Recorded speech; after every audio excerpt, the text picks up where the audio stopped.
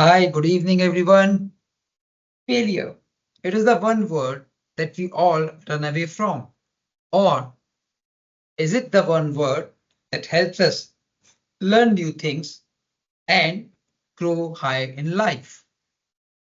Tonight, I welcome you to another hard hitting episode of Boss versus Coach, where we will discuss this F word, the fear of failure, and why the fear of failure is much more stronger than our passion to learn and grow. I have with me my friend and co-author Olivia Gadd to share her insights. Olivia, welcome to the show. Hi, thank you, Mohit. Lovely to see you. Thanks, same here. And Olivia, why we are so delighted to see success? We take success as a trophy, but when it comes to failure, we keep it like a secret. Why is it so that failure is often seen as flaw? Failure is often seen as weakness. Uh, to me, it seems that it is more because we are very conscious of our perception, of the image that we want to carry in the society or to the world outside. And we strongly believe that failure can create a dent in it. Failure can take away the perception and can make us seem weak and helpless. What's your view on this? Well, I think it's an interesting one because we're in a world where performance is everything. Everyone has a KPI, everyone has to do brilliantly all the time. So we are being fed the line that unless you are achieving on every front, then you personally are a failure. And no human wants to be that.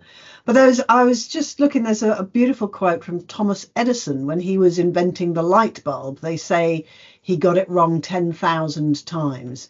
And what he actually said was, I have not failed. I've just found 10,000 ways that don't work. Fabulous. So, there is something about innovation. You don't innovate by doing the same thing over and over again.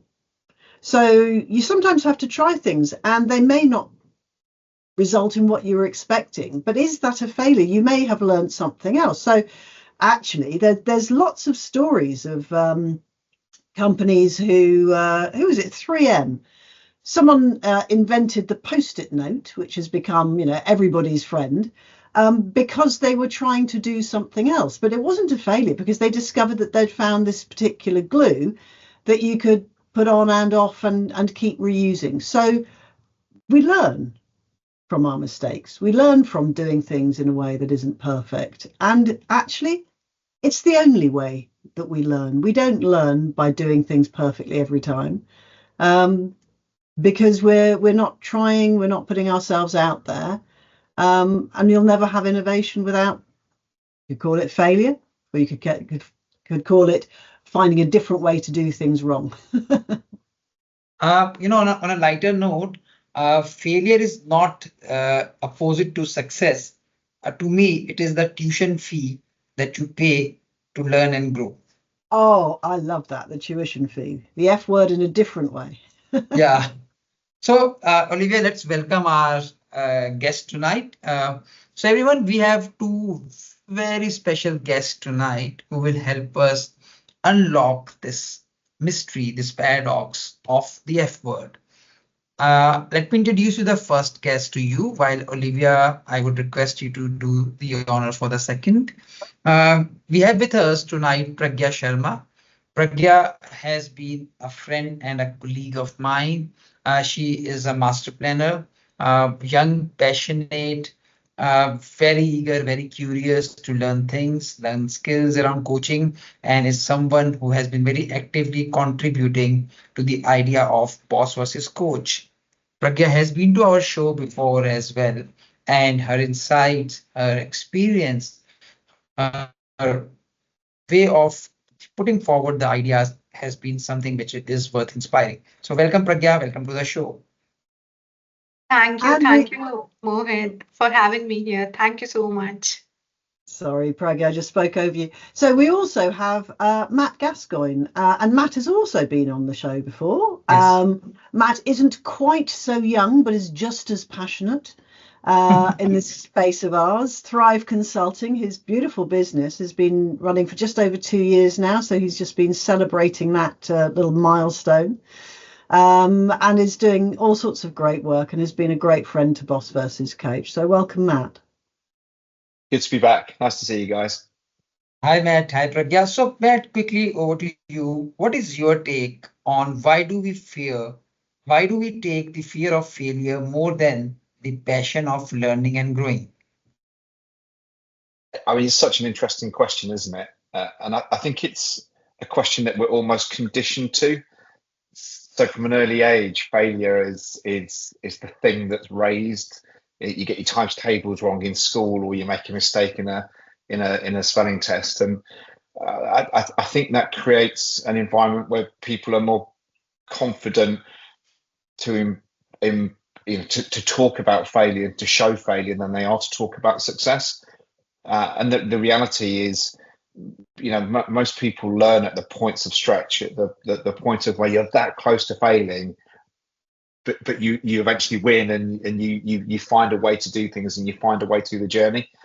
So I think culturally there's a challenge around comfort with failure rather than confidence with success.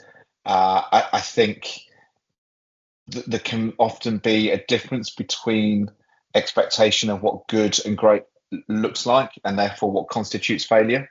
And it's a really interesting generational conversation at the moment, isn't it? Because you've got generations coming into the workforce, taking responsible positions, who are driven by passion and purpose, and you've got a bundle of employers and senior management who are much further down their careers. They're baby boomers, they're in a different phase, and they're driven by different measures of success, productivity or commercial numbers and so on, and sometimes it doesn't seem to meet in the middle. And I think at times organizations and those people that run the teams within them, they perhaps don't work hard enough to make sure that there's a calibration between what good looks like for everybody in a team, and just amplify that through the lens of 6 different generations in the workplace, and you've got a quite a challenging environment. One of the sort of quotes that sort of stuck with me over the years from Michael Jordan, the Chicago Bulls NBA player, and he talked about the 9,000 shots that he'd missed, the amount of times that he'd been trusted with the game-winning free throw and had missed it, and then all the errors that he'd made. Yet he equates his success to what he took from that failure. So actually, I'm not convinced that failure is the problem. It's the fact that we need to be better at learning from it is the real challenge. Absolutely, Matt. Pragya, let me ask you a personal question here. Have you ever failed so badly in your life that you wanted to disappear? How did you came back from that moment, and how did it help you becoming what you are today? And I'm asking you this because I want those young followers, those young passionate upcoming coaches to see your experience and then relate with theirs. So, thank you, Mohit, for having me on this platform, and thank you for this question also, because as soon as you asked this question from me, I could correlate it with one of the incidents in my life where it was not exactly a failure, but I applied somewhere. I just want to share that story that I applied somewhere for one program, and I badly wanted to get inside that. I wanted to study that program. I studied for like 6, 7 months continuously, day and night, that I want to get this entrance exam cleared for my master's. And due to some mistake, my name was not there. I qualified, but it was not there in that list, which actually came on the result day. So, of course, it appeared in front of me, and I thought I didn't qualify because my name was not there. And the kind of there is in biological term, there is a part in our cerebellum. It is amygdala. So whenever we feel some kind of uncertainty or failure, or that we are not able to succeed, so it doesn't distinguish between a tiger in a jungle and some failed presentation. It acts automatically. It says that it's all damaged now, and it happened the same for me in that very instance. I thought I did not qualify this exam, and it was a very painful day for me. I couldn't sleep that night, and I could correlate it how bad it was. But ultimately, after 2 days, there was a revised list that there was some some mistake which was being done at the admin department, and I already qualified the examination, and I was a part of it now. And the kind of happiness which I was facing on that day, it was quite less than what was the quantum of stress I faced on the very first day when I faced that part of failure. So that day I realized, even if I'm having happiness in my life, I'm facing failure in my life, I will always try to be X when it is about happiness, and always 2X when it is about failure. So it's a general tendency. We do not celebrate our happiness, our success, but we celebrate that stress of being in a state of failure. And I think it's not about just one person. I think it has been embedded in a very a brutal way in our education system also. In schools, they all, whenever we do some mistake, they mark it in red color. So marks matter more than mastery in school also. So mistakes are marked in red. They do not give anything if you succeed in something. And exams also, they're always about memorization, how much you can memorize, and it's never about experimentation. Parents also, they usually say that don't fail, instead of try again. They never say to their kids that it's okay to fail, you can always try again, because population is more and opportunities are less. Everyone wants to be on that first, second, third. So nobody wants to compromise. And unlike the system we have here, contrasting with this, Finland's education system is way too much good with, failure is always considered as a part of learning. They usually ask students, kids in school, that you fail fast. How fast you will fail, more you will grow, more you will explore. And students are actually encouraged to explore, not just perform. So we need to teach the kids that failure isn't the end, it's the beginning. And education system is the beginning of everyone's thought process. So if we are going to get it done there, then it will cultivate throughout the life of any individual. Very, very true. So, Olivia, you heard Matt, you heard Pragya, your take on this. Also, I would like you and then Matt to come in and suggest, does what Pragya told now confirms to my understanding that there is a pressure of perception, a pressure of us maintaining the image, which we don't want to compromise for any failure? Or is it something else that holds us back to accept failures on face of it? Olivia, and then Matt. Yeah, I mean, it's I love that Pragya brought in the issue with the amygdala. Emotional pain is the same in your brain and in your system as physical pain. So when you do have a catastrophic failure, then actually that does cause you a huge amount of pain, and it can be very damaging to the system.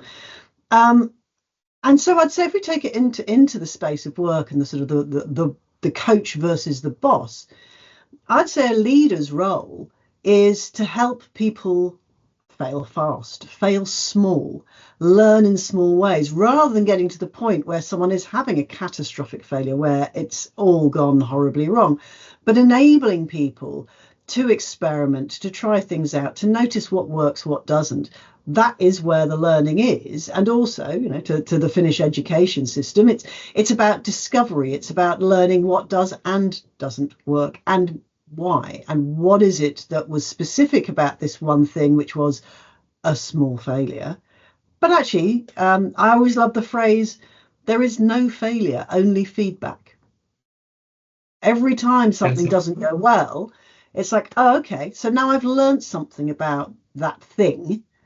And so now I can do something a bit different and experiment a bit more. And I would always encourage people to experiment, try things out. What's the worst thing that could happen? But what's the best thing that could happen? So, I mean, I think there is a lot in societally, and yes, from our education system. But as I said at the top, I think that there's a lot in the way that we are leading others and how we are led. If everything is about, well, you know, you want to get the top job, you want to get the next promotion, you've got to have perfect KPIs. It's like, well, perfection's, you know, a crazy thing to be trying to get everybody to aim for. And it creates I think a really challenging workspace in terms of you're not encouraging teamwork, you're encouraging each individual to fail just a bit less than the person next to them. So you end up with individuals who are striving through and potentially sort of treading on each other's success, because that is the core metric rather than learning for yourself and from each other. I agree, Olivia, fully to that. Matt, your take on this? Yeah, I think it's interesting because failure is instant feedback. You know, something has happened in the moment. It is so obvious. It's right in front of you. The X on the paper that has just been returned to you, to Pragya's point, or something at work that goes wrong. Success tends to come with time, and sometimes you can't see that success for in a period, and so therefore it's harder for people in the workplace to appreciate success, and easier for them to expect the failure. So great leaders have an eye to the future, and they're thinking about what's going to come as a result of the work that's been put in 3 months' time, in 6 months' time, in 12 months' time.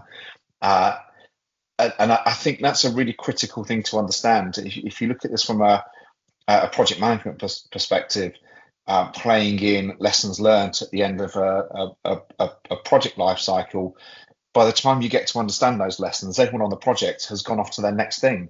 They're 3 months into the next piece of work, and therefore the success is forgotten about, but the failure remains because of that instant nature of it.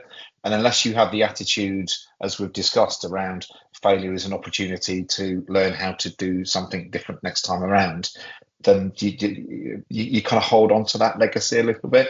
So I find it really interesting about the time-bound nature of success versus failure, and how we grab onto that instantaneous sort of failure feedback.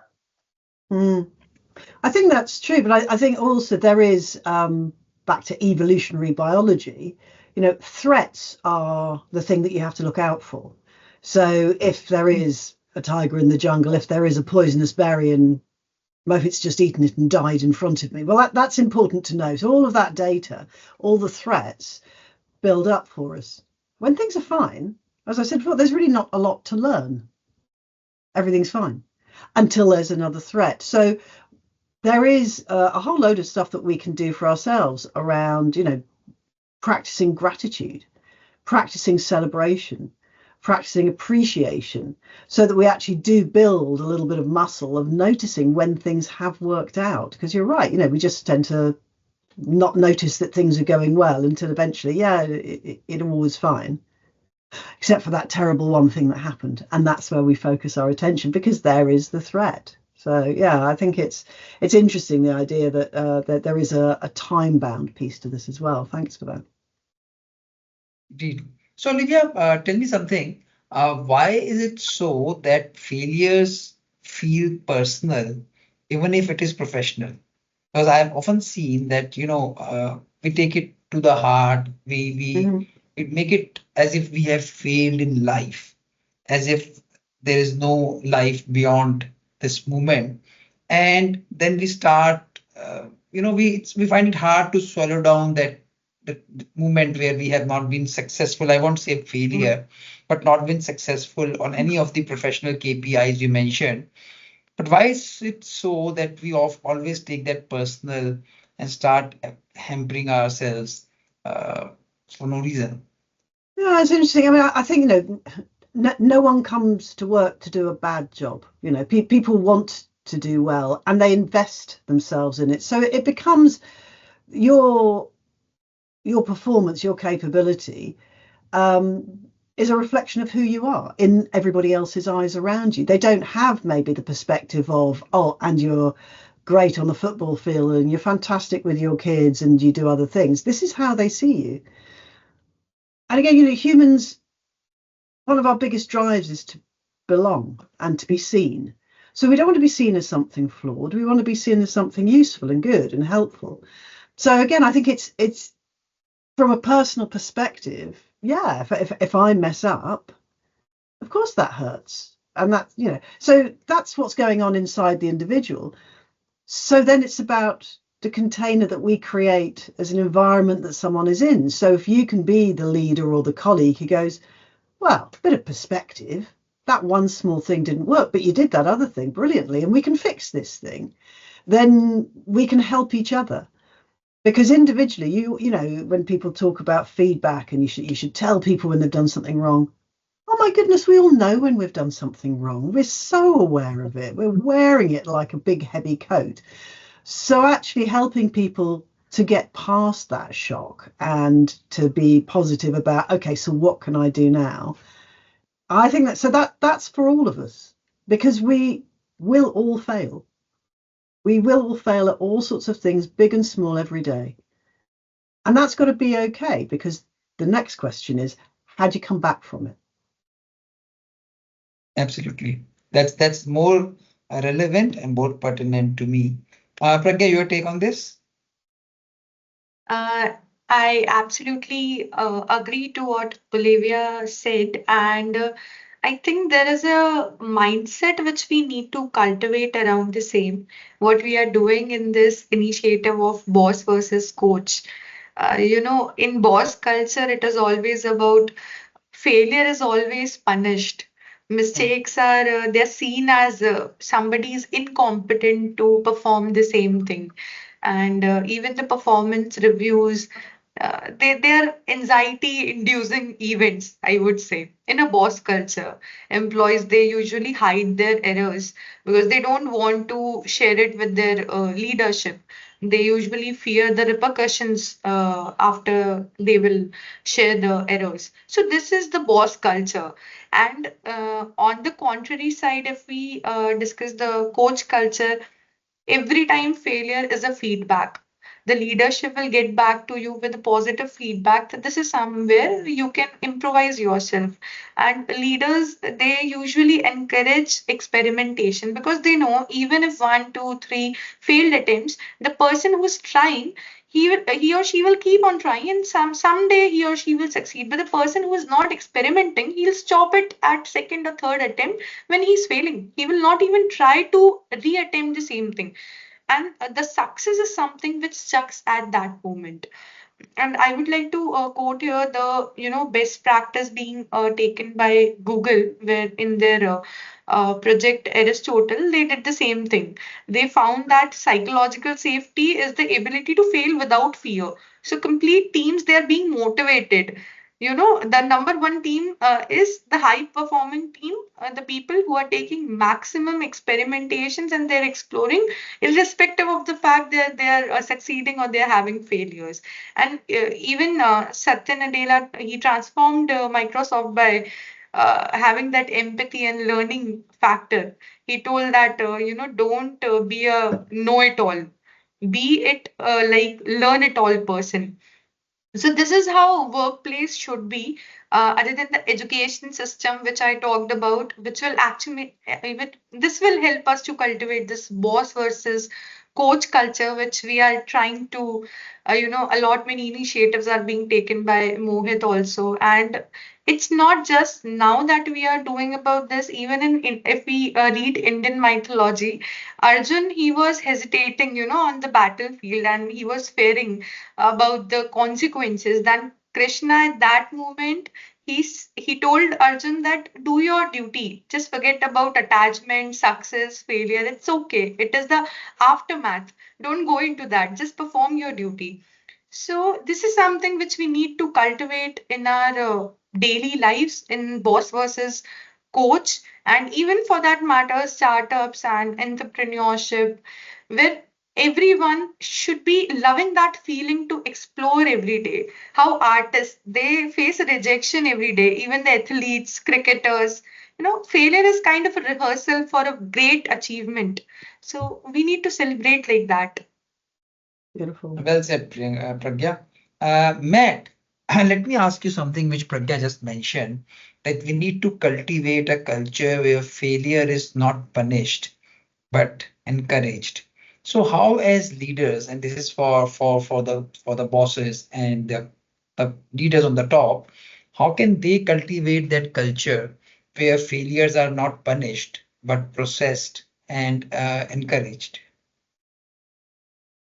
Yeah, it's an interesting question, isn't it? Because it's a very complex subject, and when you're working with people have different motivations and they receive messages in different ways.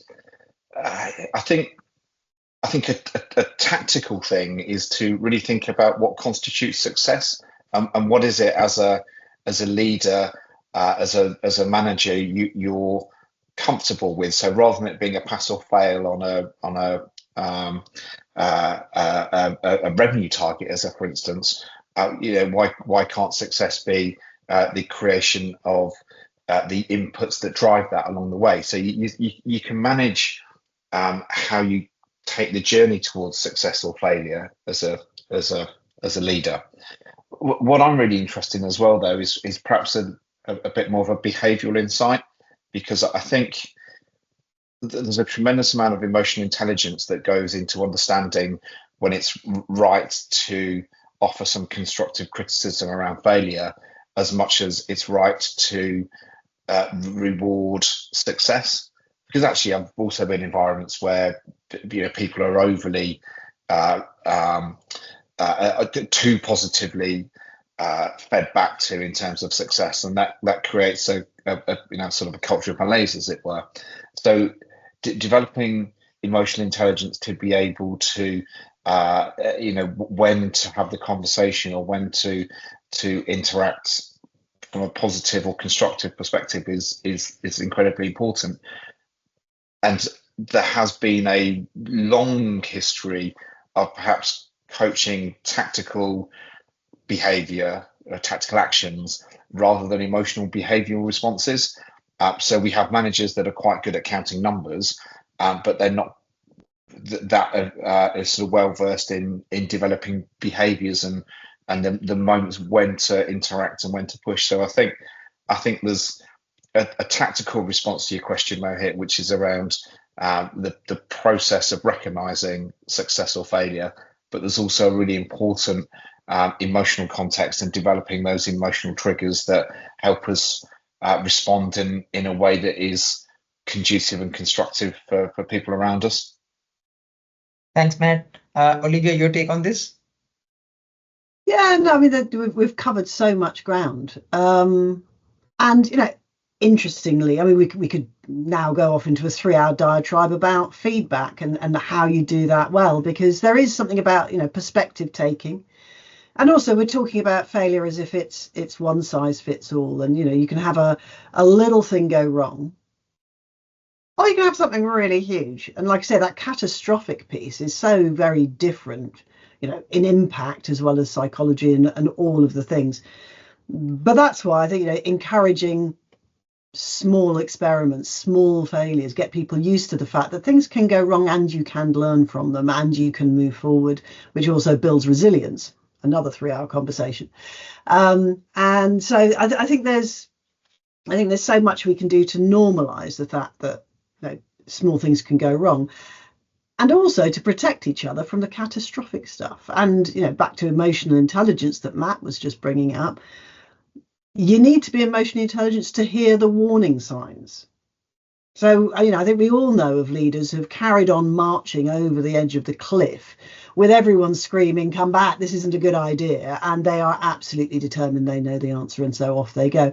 So, you know, like all of these things, it's interwoven with so many other topics that we could talk about. So I think there is something about, you know, fail fast, fail small. There was a lovely quote I heard from Samuel Beckett. Ever tried, ever failed, no matter. Try again, fail better. And I thought that was a beautiful thing. No, that was so interesting. And thank you, Olivia. Thank you, Matt and Pragya, for sharing such useful insights. So we started with the fear of failure. What we are now being able to conclude is that it's not a fear of failure. It's all about the fear to be seen trying. It's all about the fear to be seen, accepting we have not done it right, and then do it the right way in the next time, and so on. So I think that is what is required. Perception, image doesn't get diluted by one instance. It's all about how you take it, how you show it, and how you live it. So on that note, thank you, Matt, thank you, Pragya, and thank you, Olivia. Thank you, readers, for viewing this video. Do share your feedback, suggestions. Uh, Keep watching Boss vs. Coach. The book is out on Amazon. It's waiting for you to be grabbed, and do read it. Share your feedback, share your reviews on Amazon. And remember, don't chase success, chase growth, even if it requires you to fall a few times on the way. Thank you. Thank you, everyone. Stay Thanks so tuned and good much. night. Thank you. Good Bye. night. Thanks, guys. Thank you, Bye bye. everyone.